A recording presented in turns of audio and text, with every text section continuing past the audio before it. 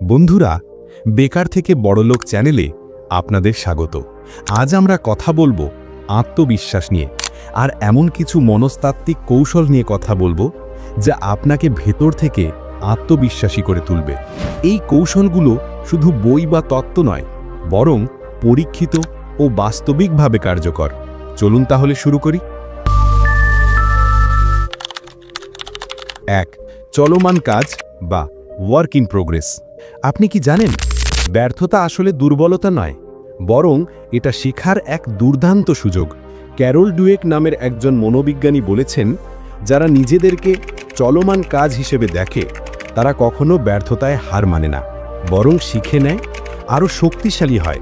তাই নিজের জীবনকে এখনই একটি চলমান কাজ হিসেবে দেখুন। 2. অভিজ্ঞতার শক্তি। কমফোর্ট জোনে বসে থেকে কেউ কখনো বড় হতে পারে না। আপনাকে নতুন অভিজ্ঞতার মুখোমুখি হতে হবে। অচেনা জায়গায় যান, নতুন কাজ শিখুন, চ্যালেঞ্জ নিন। মনোবিজ্ঞানে একে বলা হয় এক্সপোজার থেরাপি, ভয়কে ধীরে ধীরে জয় করা। এইভাবেই তৈরি হয় আসল আত্মবিশ্বাস। 3. পরিবর্তনকে গ্রহণ করা। কেউ পরিবর্তনকে ভয় পায়, আবার কেউ এটাকে আলিঙ্গন করে। যারা পরিবর্তন মেনে নেয় তারাই জীবনে এগিয়ে যায়। ছোট ছোট পদক্ষেপ নিন, প্রতিদিন একটু একটু করে। দেখবেন আপনি একদিন নিজেকেই অবাক করবেন। 4. লক্ষ্য অনুশীলন করা। বড় লক্ষ্য দেখে ভয় পাবেন না, ওটাকে ভেঙে ছোট ছোট ধাপে ভাগ করুন। প্রতিটি ধাপ পার হওয়ার সাথে সাথে আপনার মস্তিষ্ক ডোপামিন নিঃসরণ করবে, মানে প্রতিটি সাফল্য আপনাকে আরও সাফল্যের দিকে ঠেলে দেবে। 5.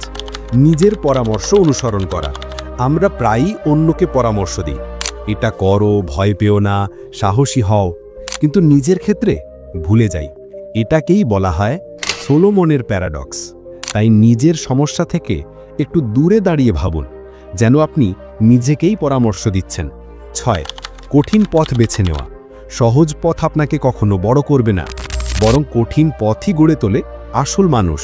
প্রতিটি বাধা পার হবার সাথে সাথে আপনার আত্মবিশ্বাস এক ধাপ করে বেড়ে যায়।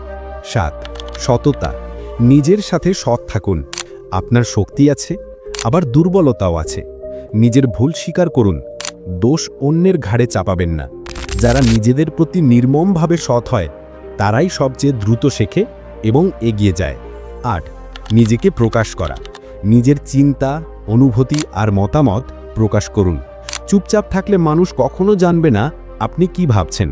কথা বলার সময় চোখের দিকে তাকান, মেরুদণ্ড সোজা রাখুন। এটাই আত্মবিশ্বাসের আসল ভঙ্গি। 9. অপরিচিতের সাথে কথা বলা। অপরিচিত মানুষকে এড়িয়ে যাবেন না, কথা বলা শুরু করুন। প্রথমে একটু অস্বস্তি লাগবে, কিন্তু ধীরে ধীরে এই অনুশীলন আপনার সামাজিক ভয় কমাবে। এইভাবেই আপনি নতুন পরিবেশে নিজেকে মানিয়ে নিতে পারবেন। 10. আত্মসন্দেহ নিয়ন্ত্রণ করা।